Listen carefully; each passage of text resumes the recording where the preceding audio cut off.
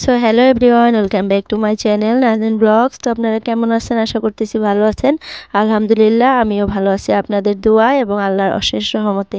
তো আজকের ভিডিওটাও সকাল সকাল স্টার্ট করে দিলাম।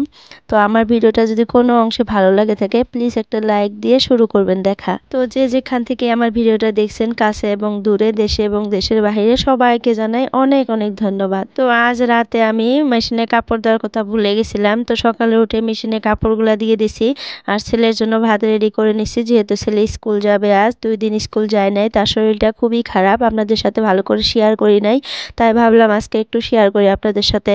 তো আমার ছেলের দেখেন পানির বোতলে আমি ওআরএস গুলে দিলাম, কারণ হলো ও 2 দিন যাবৎ খুবই বমি করতেছে। তো বমি করার পরে শরীরের পানি একদমই থাকে না, তো ওআরএস দিয়ে পানিটা খাইলে শরীরে একটু এনার্জি আসবে। তো তার জন্য আমি ওআরএস দিয়ে গুলে দিলাম আর গ্যাসের ফাইলটাও খাওয়াইয়া দিলাম সকালে। 2 দিন থেকে যে কি হয়েছে, ছেলেটার খাইতেও চায় না ভালো করে, দিনটাও দেখবেন খুবই খারাপ যাইতেছে। বর্তমান সবারই বেমার আজার এরকম, জ্বর সর্দি কাশ পায়খানা বমি এগুলো হয়েই যাইতেছে, মুখটা একদম শুকিয়ে গেছে আমার ছেলের। তারপরে স্কুলে দিয়ে পাঠাইতে লাগবে, কারণ আর একটা সপ্তাহ আছে, তারপরে তার অ্যানুয়াল এক্সাম। তো এখন স্কুল বাদ দিলে খুবই নিজেরই ক্ষতি হবে। স্কুলে এখন রিভিশন চলতেছে, তো তার জন্য তাকে আজ স্কুল পাঠিয়ে দেব। আর দুপুরের জন্য আজকে আমার মাছ মাংস কিছুই নেই বাড়িতে, তো ডিম দিয়ে আলু দিয়ে করব। এটা আমার ছেলে খাওয়া পছন্দ করার জন্য আমি মাঝে মধ্যে করি। আর আজ একটু আমার ছেলের বমিটা কমছে, তাই আমি ডিম খাওয়াবো। এই 2 দিন আমি কিছুই খাওয়াইনি, আমার ছেলেকে একদম নিরামিষ খাওয়াইছি, মাছ মাংস ডিম শাক তারপরে গাখির এগুলো কিছুই দিই নেই। তো আজ ভাবলাম ডিম ওর পছন্দের খাবারটাই রান্না করি, যেহেতু মাছ মাংস কিছুই নেই বাড়িতে। আর ওর জন্যই আমরা এই 2 দিন মাংস কিছুই আনি নেই বাড়িতে। বাচ্চা মানুষ, সেও খাইতে চায়, আমরা যদি খাই তো খারাপ লাগে, তো যার জন্য সবাই নিরামিষই খাইলাম। তো আজকে ডিম দিয়ে আলু দিয়ে বানাবো। আর ছেলের জন্য ভাত রেডি করে নিয়ে আসলাম, ওকে একটু খাওয়াইয়ে দেই। আজকে একটু খাইতে চাইতেছে, এই 2 দিন ভাতই খায় নাই। আজকে বলতেছে মা আমাকে ডিম দিয়ে ভাত খাওয়াই দাও, আমি খাবো। তো তার জন্য তাকে ডিম দিয়ে ভাত খাওয়াই দিতেছি, আর এদিকে আমার সবজিটাও হইতেছে।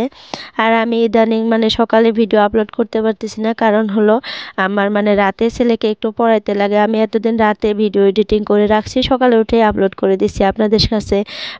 এখন আর আমি রাতে ভিডিও এডিটিং করতে পারি না, রাতে আমার ছেলেকে পড়াই।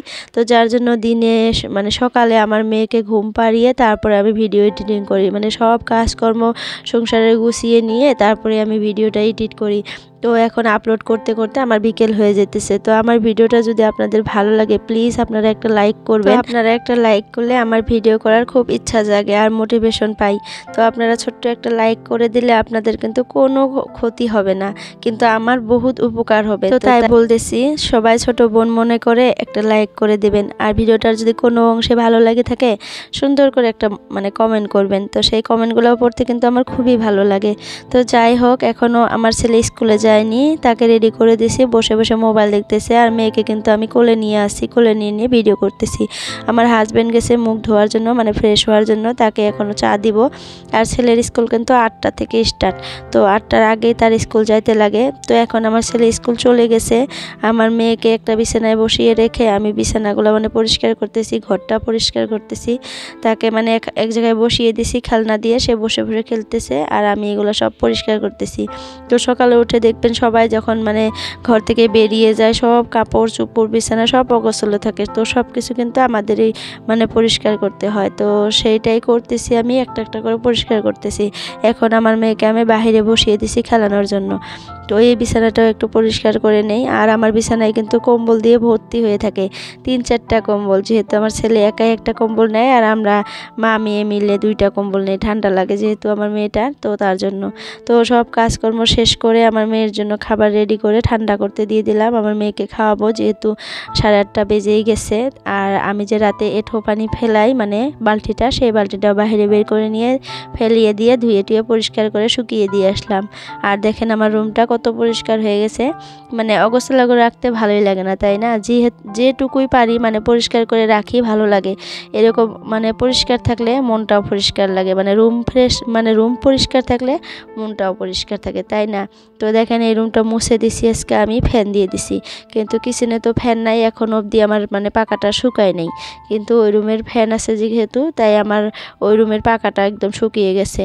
তো এই রুমে ফ্যান নাই আর একটু ঠান্ডা ঠান্ডা এই রুমটা শুকাইতে একটু টাইম লাগে। তো আমার মেয়েকে এখন খাওয়িয়ে নিয়ে আমি গরম জল মিক্স করে নিতেছি। তো তাকে খাওয়ায় টাওয়ায় আমি একটু ভাত খেয়ে নিব, 10টা বেজে গেছে প্রায়।